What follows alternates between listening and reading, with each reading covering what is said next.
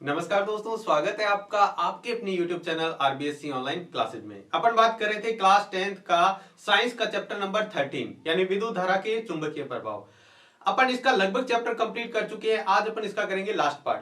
बहुत महत्वपूर्ण है ये जो लास्ट पार्ट है। देखो, इसके अंदर बहुत सारे ऐसे कॉन्सेप्ट अपन सीखेंगे कि विद्युत धारा बनती कैसे है। यानी ये विद्युत धारा अपन कहते हैं जो लाइट जो बनती है वो पानी से कैसे बनती है, भाप से कैसे बनती है, यानी कोयले से कैसे बनती है, उसको अपन जानेंगे। साथ में ही अपन इस चैप्टर में ये भी सीखेंगे कि हमारे घरों की जो वायरिंग होती है वो कैसे होती है।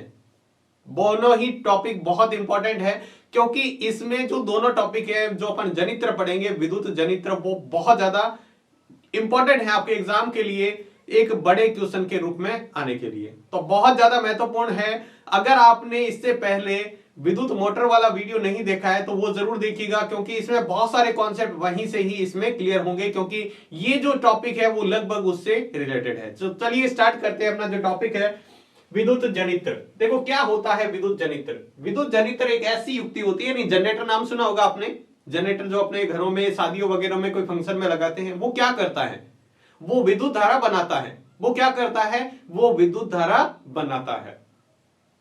ठीक है, तो ऐसी युक्ति जो क्या करे, विद्युत धारा बनाए, किससे, यांत्रिक ऊर्जा से। वो जनरेटर एक क्या है, यंत्र है, एक उपकरण है जिससे लाइट बन रही है। यानी एक ऐसा उपकरण या ऐसी युक्ति जो रासायन यांत्रिक ऊर्जा को किसमें बदले, विद्युत ऊर्जा में। जो यांत्रिक ऊर्जा को विद्युत ऊर्जा में बदलते हैं, ऐसी युक्ति को कहते हैं विद्युत जनित्र कहते हैं। यानी विद्युत जनित्र एक ऐसी युक्ति जो यांत्रिक ऊर्जा को विद्युत ऊर्जा में। हमने इससे पहले मोटर पढ़ा था। मोटर क्या करती है, मोटर तो लाइट से चलती है। यानी मोटर क्या कर रही है, लाइट को यांत्रिक ऊर्जा में बदल रही है। यानी विद्युत धारा को, विद्युत ऊर्जा को यांत्रिक ऊर्जा में बदलती है। वो लाइट से चलती है इसलिए वो विद्युत ऊर्जा का उपयोग करती है, और एक उससे मोटर से क्या चलाते हैं, यंत्र चलाते हैं, तो यांत्रिक ऊर्जा में। और विद्युत जनित्र बिल्कुल इसका उल्टा होता है, यांत्रिक ऊर्जा को विद्युत ऊर्जा में बदलता है। सबसे इंपॉर्टेंट तो यही लाइन है इसकी। चलिए हम इसके बाद में बात करेंगे। ये जो विद्युत जनित्र होता है वो दो प्रकार का होता है। एक होता है प्रत्यावर्ती धारा जनित्र और दूसरा होता है दिष्ट धारा जनित्र। प्रत्यावर्ती धारा जनित्र को एसी जनित्र या एसी जनरेटर बोलते हैं, और दूसरा जो होता है वो होता है डीसी जनरेटर। एसी जनरेटर और डीसी जनरेटर क्या होता है इसके अंदर, एसी जनरेटर और डीसी जनरेटर, वो भी जानेंगे। तो चलिए इसके अंदर देखते हैं अपन एसी जनरेटर। प्रत्यावर्ती धारा क्या होती है, प्रत्यावर्ती धारा क्या होती है, समय के साथ में इसकी दिशा बदलती है, निरंतर इसकी दिशा क्या करती रहती है, बदलती रहती है।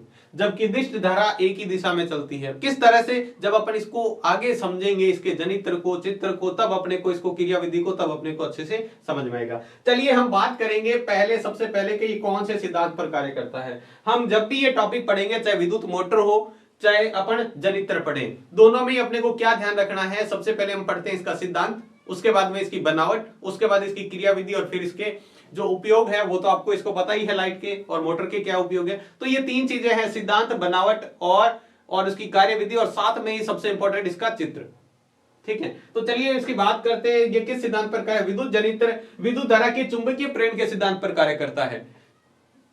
हमने पीछे वाला टॉपिक पढ़ा था विद्युत चुंबकीय प्रेरण, उसी के ऊपर ये कार्य करता है। किस तरह से, इसमें जो विद्युत जनित्र होता है वो यांत्रिक ऊर्जा, जो अपन यांत्रिक ऊर्जा को विद्युत ऊर्जा में बदलते हैं ना, वो यांत्रिक ऊर्जा का उपयोग चुंबकीय क्षेत्र में रखे चालक को घूर्णन गति प्रदान करने में करता है। ये जो यंत्र द्वारा ऊर्जा अपन दे रहे हैं, कोई यांत्रिक ऊर्जा देंगे, वो उसका उपयोग किसमें करेगा, दो बड़े चुंबक के बीच में जो चालक रखा होगा या कुंडली रखी होगी, आर्मेचर रखा होगा, उसको घुमाने में इसका उपयोग करता है। जिससे क्या होती है, विद्युत धारा बनती है। तो जिससे विद्युत धारा उत्पन्न होती है।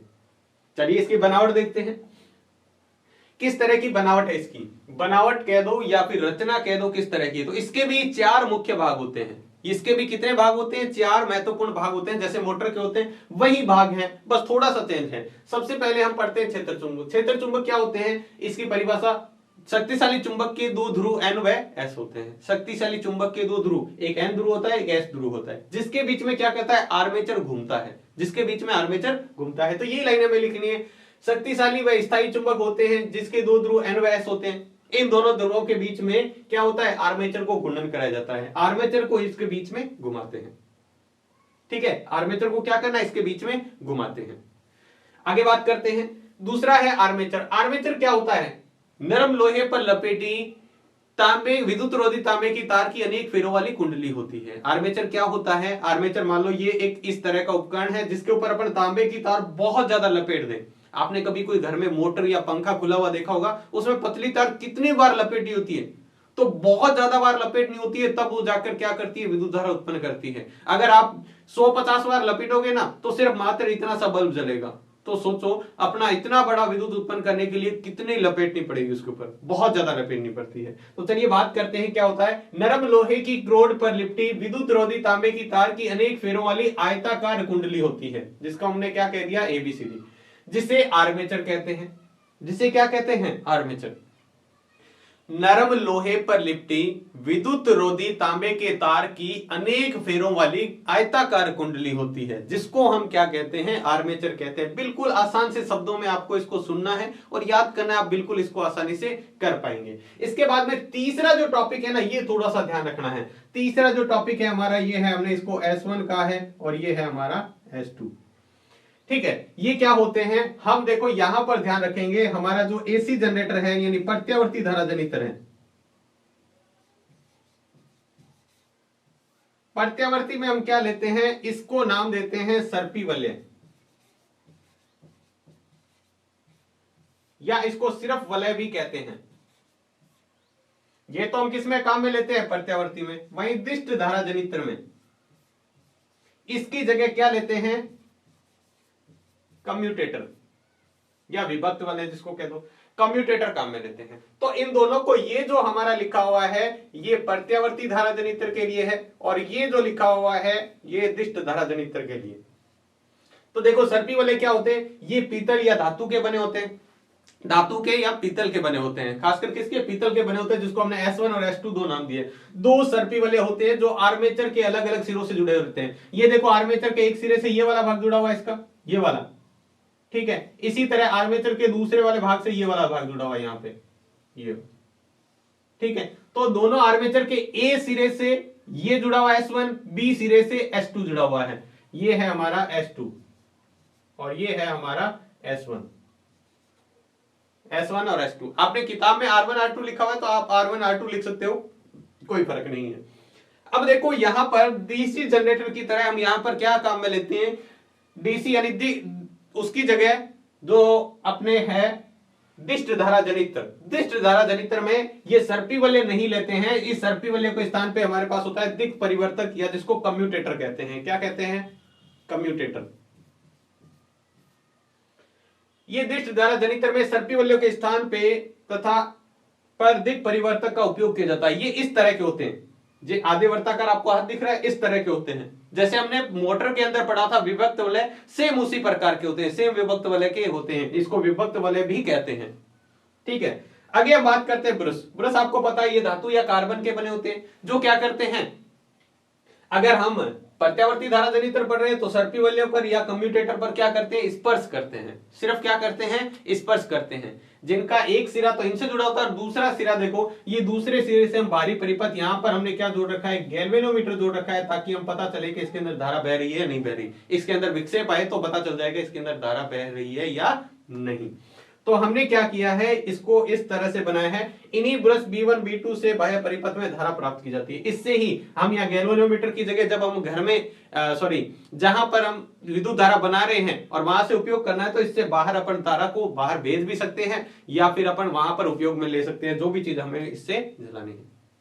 तो देखो बनावट तो ज्यादा मुश्किल है नहीं, अपने को समझ में आ गया। सबसे पहले क्षेत्र चुंबक दो शक्तिशाली चुंबक होते हैं, ठीक है, जिसके ध्रुव होते हैं N और S, जिसके बीच में आर्मेचर को घुमाया जाता है। आर्मेचर क्या होता है, नरम लोहे पर लिपटी विद्युत रोधी तांबे की तार की अनेक फेरों वाली कुंडली होती है, जिसको आर्मेचर कहते हैं। फिर आते हैं सर्पी वलय। सर्पी वलय क्या होते हैं, धातु या पीतल के बने दो वलय होते हैं, जो क्या होते हैं, इसके साथ क्या करते रहते हैं, आर्मेचर के साथ जुड़े होते हैं और आर्मेचर के साथ घूमते भी हैं।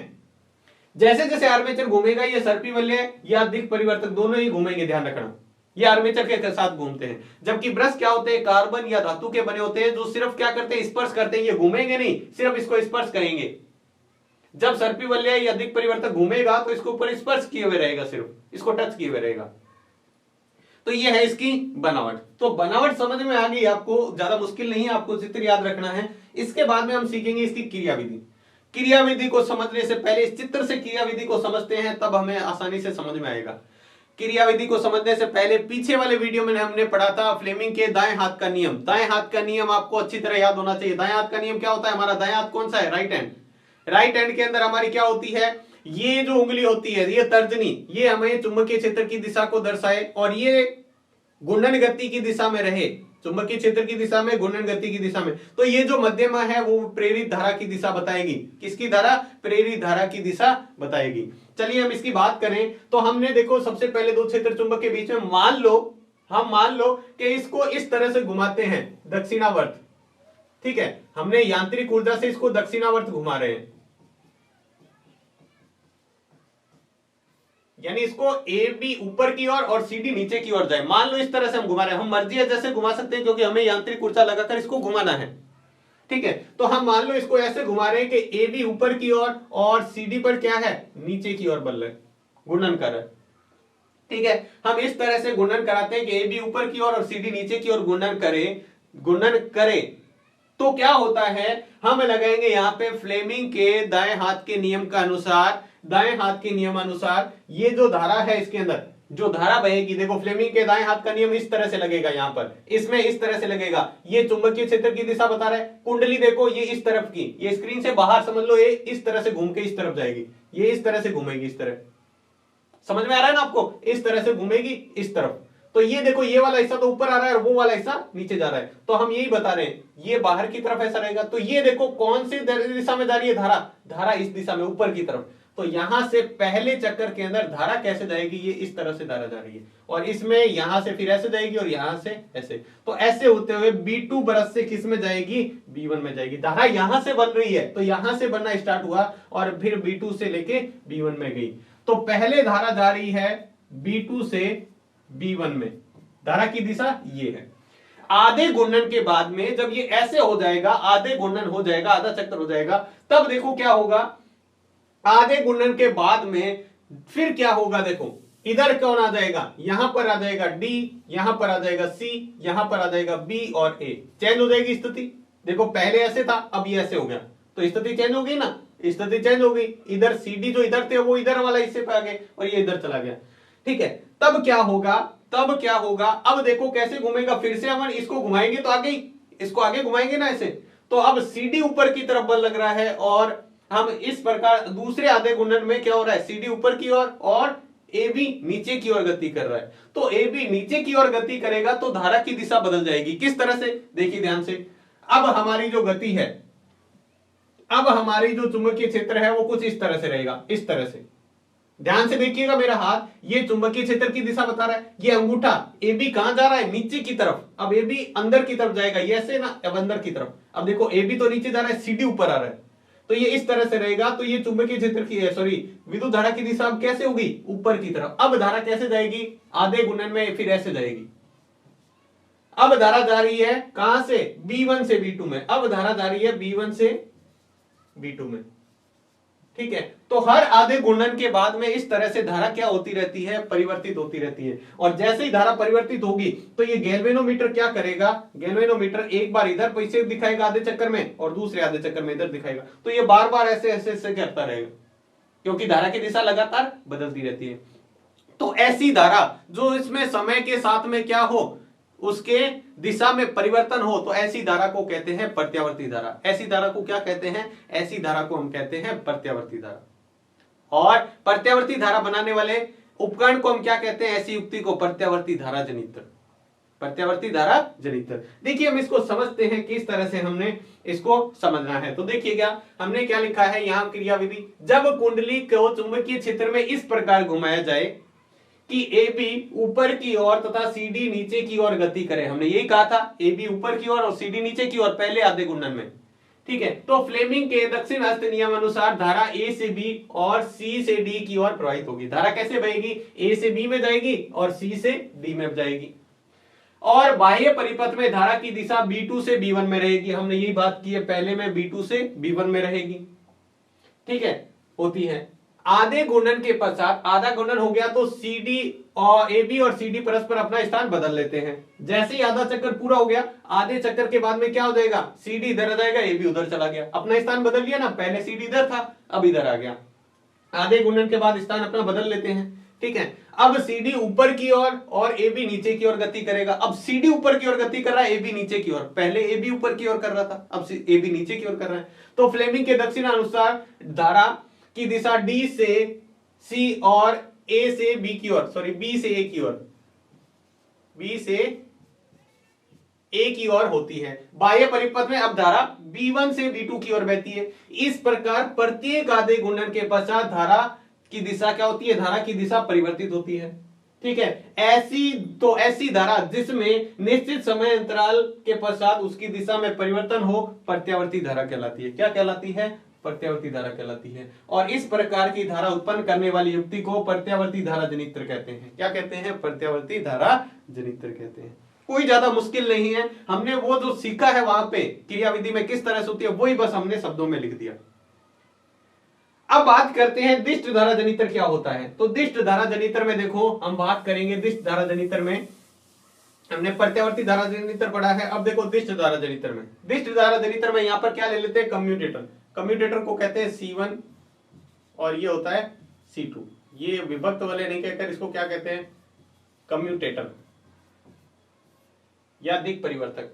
अब ये पूरे साइज के नहीं होते हैं, ये आधे होते हैं। जैसे हमने कहां पर काम में लिया था? जैसे हमने काम में लिया था मोटर के अंदर,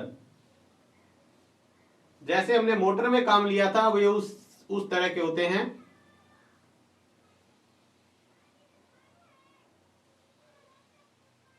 इस तरह से इसके बीच में लगा होता है। अब वो ऐसे ही जुड़ा रहेगा।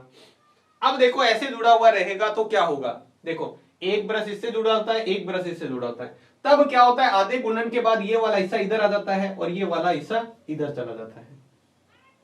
ठीक है। तो इसकी भी दिशा बदल जाती है, तो इसकी भी दिशा बदल जाती है। तो ये जो हमेशा और हमेशा है ना, ये जो हमेशा B1 वाला ब्रश है ना, वो एक हिस्से से जुड़ा रहेगा। यानी अगर धारा एक तरफ जा रही है ऊपर की तरफ तो उसी हिस्से से जुड़ा रहेगा, और दूसरे वाला हिस्सा नीचे की तरफ। जैसे ये दिख रहा है ना आपको चित्र में, इस तरह से बना होता है। ये देखो आपको दिख रहा है इससे, ये कम्यूटेटर ही है। ये देखो ये आधा हिस्सा है, इससे ये ब्रश जुड़ा हुआ है और आधा हिस्सा ये है। तो जैसे ये धारा आधा उल्टा चक्कर जाएगा ना, ये मान लो C1 है और ये C2 है, ये B1 है, ये B2 है। तो ये क्या करेगा? C1 इधर और C2 इधर हो जाएगा। ये कम्यूटेटर घूमेंगे, सिर्फ ब्रश तो वहीं रहेंगे। तो हम देखेंगे यहां पे क्या होता है, एक जो ब्रश होता है वो हमेशा एक दिशा वाली धारा से ही जुड़ा रहता है। जिसको हम देखें यहां से समझे तो देखो, दिष्ट धारा किसे कहते हैं? ऐसी धारा जिसमें समय के साथ दिशा में परिवर्तन नहीं होता है। पहले तो दिष्ट धारा। अब देखो इसको क्या है, दिष्ट धारा जनित्र में विभक्त वलय या सर्पी वलयों के स्थान पर क्या होता है? दिक् परिवर्तक का उपयोग किया जाता है। इसमें एक ब्रश सदैव उसी भुजा के संपर्क में रहता है। एक ब्रश तो हमेशा उसी भुजा के संपर्क में रहता है जो चुंबकीय क्षेत्र में ऊपर की ओर गति करता है। एक ब्रश हमेशा उसी दिशा में रहेगा जो चुंबकीय क्षेत्र में ऊपर की ओर गति कर रहा है, और दूसरा ब्रश हमेशा नीचे की ओर गति करने वाले भुजा के संपर्क में रहता है। इस प्रकार की व्यवस्था में एक ही दिशा में धारा उत्पन्न होती है और इस प्रकार के जनित्र को दिष्ट धारा जनित्र कहते हैं। हमने यहां पर देखो, जरा सा ध्यान से देखो, ये अगर मान लो विभक्त वाले इससे जुड़ा हुआ है ना, ये वाला इधर वाले हिस्से से जुड़ा हुआ है। ठीक है। ये इधर वाले हिस्से से जुड़ा हुआ है, ये इधर वाले हिस्से से जुड़ा हुआ है। ठीक है। तो ये हमेशा इस तरह से घूमेगा कि एक हिस्सा इसका ऊपर की ओर गति करने वाले से ही संपर्क में रहेगा और एक हिस्सा नीचे गति करने वाले के संपर्क में ही रहेगा। जिससे क्या होती है? धारा एक ही दिशा में बहती है। जिससे धारा क्या होती है? एक ही दिशा में बहती है। तो यहां से हमें यहां पर क्लियर हो जाता है। पहले तो देखो प्रत्यावर्ती धारा और दिष्ट धारा में अंतर पूछ ले तो आपको यही लिखना है। ठीक है। प्रत्यावर्ती धारा क्या होती है? प्रत्यावर्ती धारा के दो देखो महत्वपूर्ण इसके अंतर हैं। दो महत्वपूर्ण अंतर कौन से है सुन लो। पहले तो है प्रत्यावर्ती धारा में क्या होता है? समय के साथ में या निश्चित समय अंतराल के बाद में धारा की दिशा में क्या होता है? परिवर्तन होता है। दिष्ट धारा में क्या होता है? एक ही दिशा में बहती है। प्रत्यावर्ती धारा की एक खास बात यह होता है, प्रत्यावर्ती धारा को अपन लंबे स्थानों तक, लंबी दूरी तक आसानी से भेज सकते हैं। उसमें ज्यादा क्या होता है, बीच में मतलब बीच में वो क्या नहीं होती है, खत्म नहीं होती है। जबकि दिष्ट धारा को आप लंबे स्थान तक नहीं भेज सकते। जैसे जनरेटर अपन लगाते हैं, शादी का जो फंक्शन होता है बिल्कुल वहीं लगाते हैं। ऐसा नहीं है कि 400-500 मीटर या 1000 मीटर 1 किलोमीटर दूर लगा दें फिर वहां पर जलाएंगे तो बीच में उतना क्या हो जाएगा, बिजली खत्म हो जाएगी। लंबे स्थान तक आप नहीं भेज सकते। दोनों ही महत्वपूर्ण अंतर है, इसको अच्छी तरह लिख लीजिएगा। चलिए आगे बात करते हैं अपना घरेलू विद्युत परिपथ। अपने घरों में जो विद्युत परिपथ होता है वो किस तरह का होता है। हम घरों में देखते हैं हमारे खंभे पर से मेनली दो तार आते हैं। अब आजकल तो अंडरग्राउंड भी हो गया है, तो अंडरग्राउंड कह दो या फिर खंभों पर से हमारे घर में दो तार आते हैं, जिसको आपने कभी गौर से देखा होगा तो दो स्पेशल कलर होते हैं, एक रेड कलर होता है और एक ब्लैक कलर होता है। एक रेड कलर होता है, एक ब्लैक कलर। रेड कलर को हम प्लस वाली तार बोलते हैं, ब्लैक कलर को माइनस वाली तार। देखिए हम किस तरह से होता है, उसका नाम क्या होता है। देखो, विद्युत धारा को खंभों या भूमिगत केबल से हमारे घर तक पहुंचाया जाता है। इसमें एक तार विद्युम्य तार, जिसको हम धनात्मक तार कहते हैं, और इसका कलर लाल कलर होता है। इसको क्या कहते हैं? विद्युम्य तार। क्या कहते हैं? विद्युन्मय तार। विद्युन्मय तार इसको कहते हैं जिसका लाल कलर का विद्युत रोधी आवरण, विद्युत रोधी मतलब अब ऊपर उसके रबड़ का आवरण लगा होता है, रबड़, जिससे क्या हो, करंट नहीं लगे, इसलिए लगा होता है वो। तथा दूसरा उदासीन तार होता है जिसको ऋणात्मक तार कहते हैं, जिसका काले रंग का विद्युत रोधी आवरण, इस पर काले कलर का रबड़ चढ़ा होता है। ठीक है, विद्युत रोधी आवरण मतलब करंट नहीं लग जाए जिससे, या आपस में शॉर्ट भी नहीं हो जाए, इसलिए। हमारे देश में इन दोनों तारों में 220 वोल्ट का विभवांतर होता है। 220 वोल्ट का विभवांतर होता है। विभवांतर क्या होता है, हमने 10वें पाठ में अच्छे से पढ़ा था। अपना जो विद्युत धारा वाला पाठ है उसमें अच्छे से पढ़ा था 11वें पाठ में, कि ये जो 12वां पाठ है आपका, जो विद्युत धारा वाला अपना पाठ है, जस्ट इससे पहले वाला हमने पढ़ा था, 12वां पाठ है शायद, उसके अंदर हमने ये पढ़ा था कि विभवांतर क्या होता है। ठीक है, दो स्थानों के बीच विभव के अंतर को क्या कहते हैं? विभवांतर। यानी छोटा सा एग्जांपल आप समझ लो, अगर दो टंकियों में बराबर पानी है, तो क्या पानी इसमें मैं कनेक्शन कर दूं तो क्या पानी इससे इस टंकी में जाएगा? नहीं जाएगा। हमें क्या करना पड़ेगा? लेवल में चेंज करना पड़ेगा। यानी हमें क्या करना पड़ेगा, एक टंकी को मैंने बिल्कुल खाली रखा हुआ है, दूसरा भरा हुआ है, तो इसके पानी का लेवल में अंतर है ना, तभी तो ये पानी इससे इसमें जाएगा। तो वैसे ही विभव में अंतर होता है, तभी विभव क्या होता है? विद्युत धारा बह पाती है। अगर विभव बराबर हो जाएगा तो विद्युत धारा नहीं बहेगी। चलिए बात करते हैं, हमारे घर में क्या होता है, खंभों पर से दो तार आते हैं। सबसे पहले हम उसको क्या करते हैं, सबसे पहले हम लगाते हैं वहां पर फ्यूज। आजकल एमसीबी बोर्ड आ गया, सबसे पहले हम इसके अंदर लगा देते हैं फ्यूज के अंदर। ठीक है, उसके बाद में हम लगाते हैं इसके अंदर मीटर। हमारे घर में एक मीटर लगा होता है, रीडिंग के लिए मीटर लगा होता है ना। उसके बाद में वो तार किस में जाते हैं? सबसे पहले दो तार आते हैं, एक विद्युन्मय तार होता है, एक उदासीन तार होता है। सबसे पहले हमारे क्या होते हैं? फ्यूज बोर्ड होता है, उसके अंदर जाते हैं, उसके बाद में मीटर में जाते हैं, और मीटर के बाद में हमारा जो एक मेन सर्किट बोर्ड होता है, जिससे सभी रूम में, जितने भी अपने घर में रूम है या जहां जहां अपने को कोई भी लाइन भेजनी है, वहां से हम भेजते हैं। तो ये वितरण बॉक्स जिसको कह सकते हैं, वितरण बॉक्स। वितरण बॉक्स मतलब मान लो हमारे घर में 2 या 3 रूम है, ठीक है, एक किचन हो गया, लेटरिन बाथरूम हो गया, इसमें जाने के लिए हमारे कनेक्शन इस मेन बोर्ड से होते हैं। ठीक है, और फिर हम क्या करते हैं, इसमें कनेक्शन कर देते हैं। जबकि हमारे घर में एक तीसरी तार और होती है, आपने देखा होगा तो ग्रीन कलर की, उसको कहते हैं भू संपर्क तार, यानी ग्राउंड। जो ग्राउंडिंग करते हैं वो क्यों लगाते हैं? हमारे घर में बहुत सारे उपकरण ऐसे होते हैं, इसको क्या होता है, ये जो तार होता है इसका विद्युत रोधी आवरण हरे रंग का होता है, और इसको क्या करते हैं, खंबे पर से नहीं आता है, इसको सभी अपने जो उपकरण है उनके साथ जोड़कर, यानी कनेक्शन में जैसे ही वायरिंग करते हैं उसमें रखा जाता है। और इसको क्या करते हैं, घर के पास में एक बहुत गहरा गड्ढा खोदकर एक धातु की प्लेट इसके साथ जोड़कर उस गड्ढे में डालकर और छोड़ देते हैं। आपने देखा होगा कोयला वगैरह कुछ डाल के उसके अंदर डाल के छोड़ देते हैं। ठीक है, वो होती है भू संपर्क तार। इसको क्यों लगाया जाता है? क्योंकि अपने घरों में बहुत सारे उपकरण ऐसे होते हैं जिनका आवरण धातु का होता है, और धातु में आपको पता है करंट आसानी से आ सकता है। जैसे हमारे घर में पंखा ले लो, ठीक है, फ्रिज ले लो, ठीक है, इस तरह के उपकरण होते हैं, जो मिक्सी होगी, कई तरह के उपकरण जो होते हैं वो किसके होते हैं? धातु के बने होते हैं। तो कई ऐसा नहीं हो जाए उसमें बीच में खराबी से अपन जैसे उसको चालू करें, जैसे मान लो अपने फ्रिज खोला और अपने हो सकता है करंट लग जाए, तो उसको बचाने के लिए क्या किया जाता है, हमारे घरों में एक 5 पिन आती है, कुछ इस तरह की पिन होती है। तो यहां से हमें क्या करते हैं, ये भू संपर्क तार जुड़ी होती है, यहां से हमारी भू संपर्क तार जुड़ी होती है। ये अगर मान लो कभी भी ऐसा हो जाए, उसके अंदर फॉल्ट आ जाए, वो खराब हो जाए, तो अपन जैसे इसको कोई इंसान जाके हाथ लगाए तो उसको, इंसान को ज्यादा नुकसान नहीं हो, उसको आघात नहीं पहुंचे, और ये क्या हो जाए, ये जो विभव है ये किसके बराबर हो जाएगा? भूमि के विभव के बराबर। अंदर अपने पृथ्वी में गाड़ दिया ना, तो पृथ्वी के विभव के बराबर हो जाएगा, और इंसान को झटका नहीं लगेगा, उसको नुकसान नहीं होगा।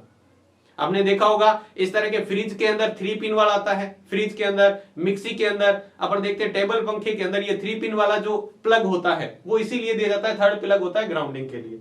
चलिए हम इसको आगे और समझते हैं। यहां से देखो, हर में एक रूम में ऐसा होता है, हमारे रूम में 2 तार जाते हैं, एक ब्लैक कलर का, हर प्लग के अंदर 2 तार होते हैं, एक रेड कलर का, एक प्लग का, एक पॉजिटिव एक नेगेटिव, एक विद्युन्मय तार होता है, एक उदासीन तार होता है। आगे समझे इसको।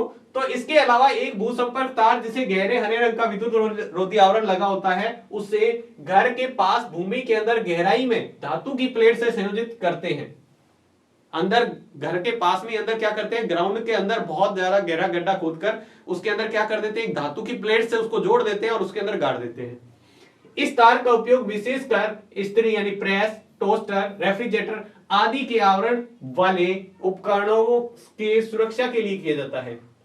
धातु के आवरण में यदि विद्युत धारा का क्षरण हो, मतलब विद्युत धारा का क्या हो जाए, क्षरण हो जाए, कहीं शॉर्ट हो जाए वहां से उसके, तो उस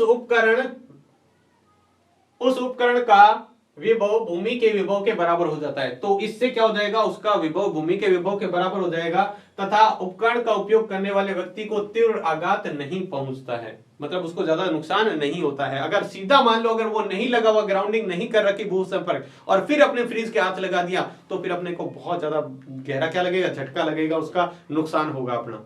ठीक है, करंट लगता है तो देखा ना, तो उस तरह का अपना भी हो सकता है। तो हमेशा ग्राउंडिंग करके रखनी चाहिए भू संपर्क तार। अब देखो इसके अंदर अति भारण क्या होता है। अति भारण होता है जब हमारे दो घर में तार आते हैं, पॉजिटिव नेगेटिव आपस में सीधे संपर्क में आ जाए। उसके ऊपर वैसे तो क्या लगा होता है, रबड़ का कवर लगा होता है। अगर उस कवर को हटा के सीधा संपर्क में आ जाए ना, कहीं खराबी होने की वजह से या कवर हट गया है, तो उसको कहते हैं अति भारण की स्थिति। देखिए विद्युन्मय तार तथा उदासीन तार सीधे संपर्क में आने से अति भारण होता है। सीधे संपर्क में आ जाते हैं तो अति भारण हो जाता है। इससे क्या होता है, अब देखो लघु पतन। लघु पतन का मतलब क्या होता है, अति भारण की स्थिति में जब अति भारण होता है, दोनों प्लस माइनस एकदम आपस में संपर्क में आ गए, शॉर्ट हो गए, जिसको हम कहते हैं ना शॉर्ट होना तार, शॉर्ट हो जाते हैं तो विद्युत धारा का मान बहुत ज्यादा बढ़ जाता है। और उतनी विद्युत धारा अपने कह रहा क्या है, घर में उपकरण सहन नहीं कर पाते, क्योंकि अपने तो निश्चित एक विद्युत धारा पर सभी उपकरण चलते हैं। अगर धारा का मान बहुत अधिक बढ़ जाए तो वो सारे उपकरण क्या हो जाते हैं, जल जाते हैं, अगर उनका स्विच ऑन होता है तो क्या होता है, अति भारण की स्थिति में किसी परिपथ में धारा अचानक बहुत अधिक हो जाती है, इसे लघु पतन कहते हैं। कई बार सीधा पूछ लिया जाता है लघु पतन किसे कहते हैं। तो जब विद्युन्मय तार तथा उदासीन तार आपस में संपर्क में आते हैं तो उनमें क्या होता है, धारा का मान बहुत अधिक बढ़ जाता है, अचानक बहुत अधिक बढ़ जाता है, जिसे लघु पतन कहते हैं। अब इसको बचेंगे कैसे, हमें पास एक फ्यूज होता है। फ्यूज हमने देखा होगा पुराने जमाने में, आपके इस तरह से घरों में लगे होंगे, देखे हुए, वो फ्यूज होता है। आजकल उसकी जगह ये एमसीबी बोर्ड आने लगे, जो एमसीबी आती है उसकी जगह ये यूज करते हैं। क्यों यूज करते हैं अभी वो भी पढ़ेंगे। फ्यूज विद्युत परिपथ में अति भारण के अलावा अति भारण अथवा लघु पतन होने वाली हानि से बचाता है। अति भारण से या लघु पतन से होने वाली हानि को बचाता है। अगर अति भारण हो गया, लघु पतन हो गया है तो इससे बचाएगा। ये जो फ्यूज होता है वो जूल तापन के नियम पर आधारित होता है। जूल तापन पर, जूल का नियम हमने क्या पढ़ा था कि जैसे जैसे हम किसी चालक के अंदर धारा प्रवाहित करते हैं तो उसमें क्या होती है, ऊष्मा उत्पन्न होती है। ठीक है, उसी के नियम पर आधारित होता है। इसमें यहां पर हम क्या करते हैं, ये जो तार है इससे एक बीच में एक तार जोड़ते हैं, वो स्पेशल तार होता है, और एक वो विद्युत धारा के मान तक ही रहता है। अगर उससे विद्युत धारा बढ़ गई तो ये क्या हो जाएगा, पिघल कर यहां से टूट जाएगा। पिघल के टूट गया तो विद्युत धारा फिर आगे जाएगी नहीं। तो बीच में ही क्या हो गया, अगर मान लो तार कहीं से लाइट जा रही है, अपने घर का कनेक्शन कर रखा है, बीच में से तार काट दे तो आगे जाएगी क्या, नहीं जाएगी, वो वहीं बंद हो जाएगा। तो ये एक निश्चित ताप पर स्थित रहता है, उससे अधिक विद्युत धारा होते ही ये पिघल जाता है और फिर हमारे घर में होने वाले नुकसान को बचा देता है। आजकल इसकी जगह फिर हमें क्या करना पड़ता था, फ्यूज चेंज करना पड़ता था। आजकल इसी की जगह नया एडवांस आ गया है एमसीबी। एमसीबी क्या हो जाती है, इसका स्विच अपने आप बंद हो जाता है। जैसे ही एक धारा से मान से अगर मान लो कहीं लघु पतन हो गया है ऐसा, तो क्या हो जाता है, वो अपने आप एमसीबी क्या हो जाती है, उससे धारा का मान बढ़ते उसके अंदर ताप बढ़ जाता है, वो अपने आप स्विच, आपने देखा होगा हम आम भाषा में बोलते हैं एमसीबी ट्रिप होना, तो वो एमसीबी क्या हो जाती है, ट्रिप हो जाती है। फिर हम जाकर वापस वो अगर स्थिति सही हो गई है तो हम उसको वापस ऑन करते हैं तो वो क्या हो जाता है, सही हो जाता है। ठीक है, तो ये था हमारा। अब देखो फ्यूज पिघल देता है जिससे परिपथ टूट जाता है। अगर परिपथ टूट गया है, प्रॉपर परिपथ नहीं है, बीच में से कहीं भी टूट गया है तो फिर विद्युत धारा बहेगी नहीं। और हमारे जो महंगे उपकरण होते हैं घर के अंदर, फ्रिज, टीवी, एलईडी वगैरह बहुत सारे जो उपकरण होते हैं महंगे, उनको नुकसान होने से बचा देता है। तो ये था हमारा चैप्टर नंबर 13, विद्युत धारा के चुंबकीय प्रभाव। उम्मीद है आपको अच्छे से समझ में आ गया होगा। इसके नोट्स आपको 1-2 दिन में ऐप पर मिल जाएंगे। आरबीएससी ऑनलाइन क्लासेस नाम से प्ले स्टोर पर ऐप है, अभी तक आपने डाउनलोड नहीं किया है तो उसको डाउनलोड कर लीजिएगा ताकि सारे के सारे नोट्स आपको वहां पर मिल सके। आप अच्छे से नोट्स के साथ, अगर आपने वीडियो देख लिया है, अब वीडियो को अगर बार बार नहीं देखना चाहते, उस नोट्स को आप पढ़ लेंगे, परीक्षा टाइम में आपको कम समय मिलेगा, उस नोट्स को एक बार आपने अच्छे से रीडिंग कर लिया, बहुत ही आसान सी भाषा में बनाए हुए हैं, अगर आपने उसको अच्छे से समझ लिया तो निश्चित तौर पे आपको कभी भी इस चैप्टर में दिक्कत नहीं आने वाली और आपका चैप्टर बिल्कुल, जो इतना मुश्किल चैप्टर है, आपके उंगलियों पर आसानी से याद हो जाएगा। तो इस चैप्टर के साथ इस वीडियो को करते हैं यहीं से समाप्त। नेक्स्ट वीडियो में अपन करेंगे नेक्स्ट नए चैप्टर की शुरुआत। तब तक के लिए आपका बहुत बहुत धन्यवाद।